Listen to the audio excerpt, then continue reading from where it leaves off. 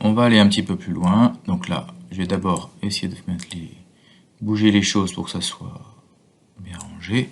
De l'autre côté, je vais faire la même chose. Alors, pour sélectionner le vue-mètre, pour le bouger, je le sélectionne en clic gauche. Voilà, là, ça y est, il est sélectionné. Il n'y a pas besoin de le prendre en entier. On peut prendre simplement un morceau pour le sélectionner.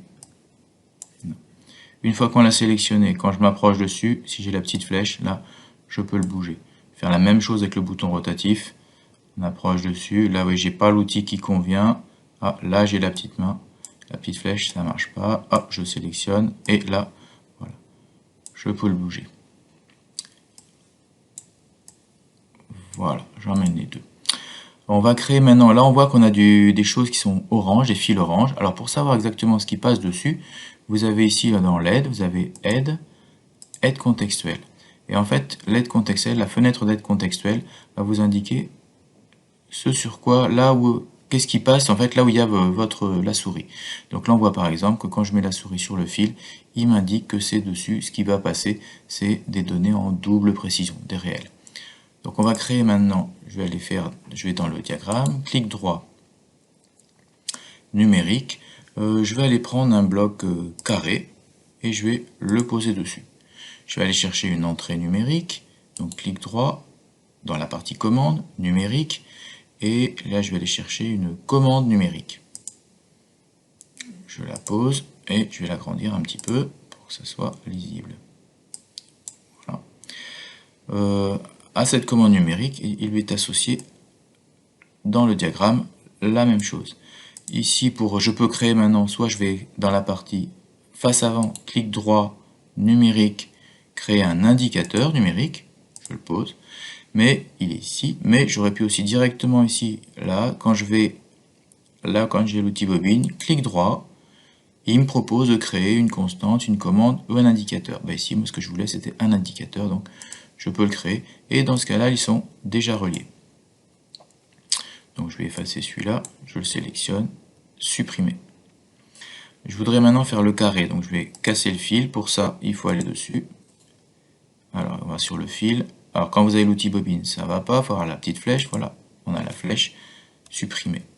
Et on va refaire une connexion entre l'entrée du bloc qui va faire le carré, l'entrée numérique, et la sortie du bloc qui fait le carré, et l'indicateur numérique.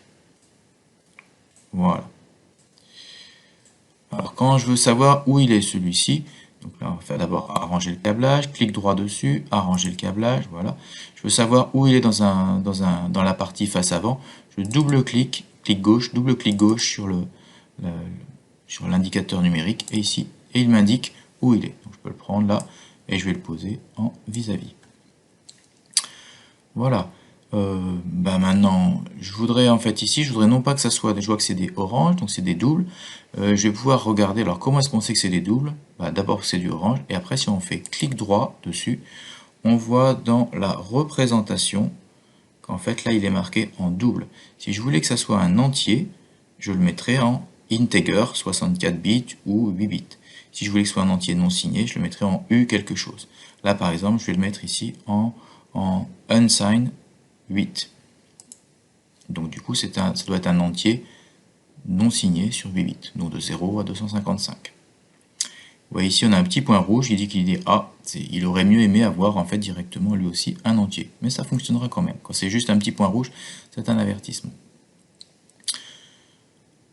Bien, si on veut changer la taille, pour y voir un petit peu mieux, on peut double-cliquer par exemple sur la partie numérique, et ici je peux mettre, déjà changer le titre, si là je peux mettre valeur à rentrer, je choisis, on tape ce qu'on veut, et après je peux aussi changer la police, là, donc on sélectionne la zone, et si je veux changer la police, c'est ici, police, taille, je peux le mettre en 24, j'aurais pu aussi le mettre en gras, si on a envie, style, gras, voilà, ça permet de changer. Si j'avais envie de mettre un commentaire quelque part, je peux aussi double-cliquer n'importe où, double-clic, et il me dit ici, je mets un commentaire. Ça permet facilement d'expliquer un programme, c'est utile pour ça. On peut faire la même chose dans la partie diagramme. commentaire pour expliciter ce que fait un programme. C'est très utile. Bien.